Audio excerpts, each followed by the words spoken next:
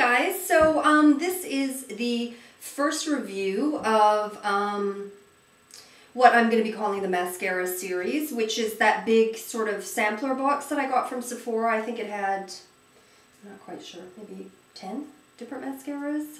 Don't quote me on that.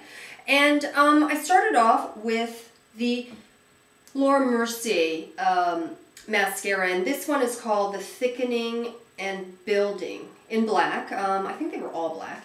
And, you know, I picked this one out because I'm sort of in a Laura Mercier craze since having discovered, you know, the mineral powder and stuff. And honestly, I have sort of always loved Laura Mercier. In fact, she probably, out of all the makeup that I own, I probably have most, her stuff is probably the most comprehensive that I have.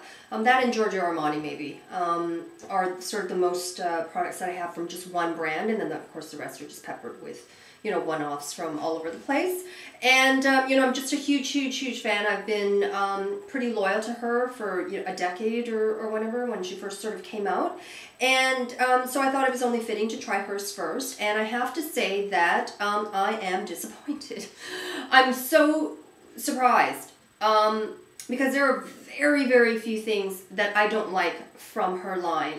One of them being bronzers. About 8 years ago, I got into sort of her duo bronzers, and they were really orangey. I was just not a fan at all. I really can't think of anything else, you know? Like, honestly, that's the only thing that kind of comes to mind.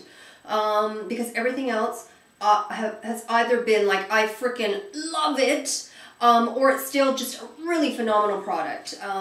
There hasn't really been any misses with her, but, you know, that bronzer was, yeah, not so good.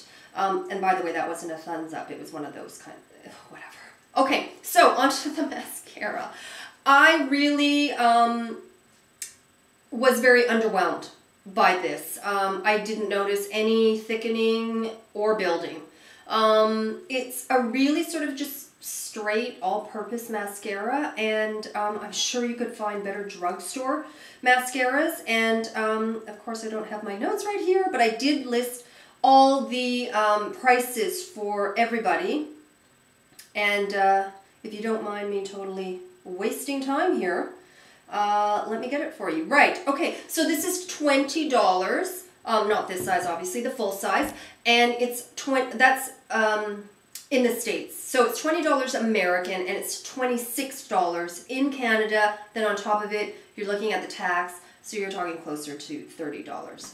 I mean, $30 for this? Honestly, I could get like 5-6 Japanese mascaras for that price.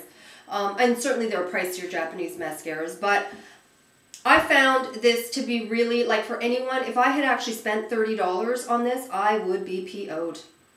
Well, this would be going right back to Sephora. I'd just be like, forget it, $30 for this.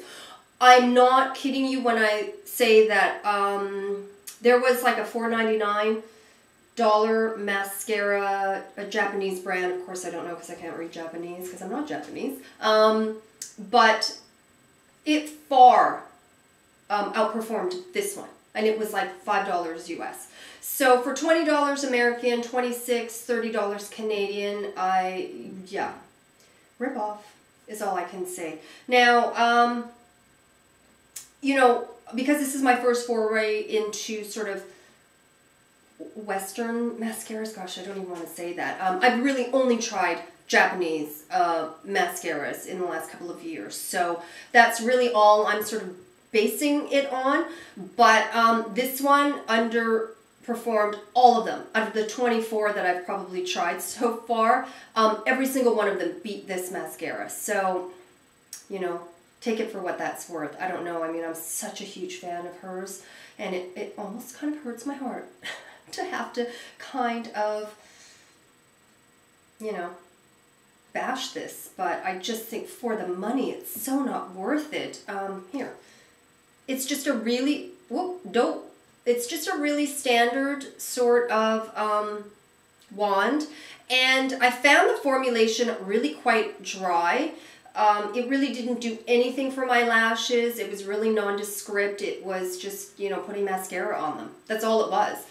There wasn't any volumizing, any lengthening, any curvature, none of that sort of stuff. And the dry part, I don't know if it's her formulation or, you know, this Sephora pack. I mean, sometimes you can get just dry ones. There's so many of them, or maybe perhaps they're sitting. I really don't know when they brought this out. It's obviously limited edition, but yeah, I just found this to be quite dry.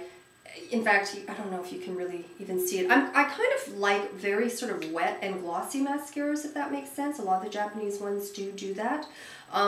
So yeah, my review is a real sort of definitely take a pass, and yeah, kind of sorry to say that, but that's the truth.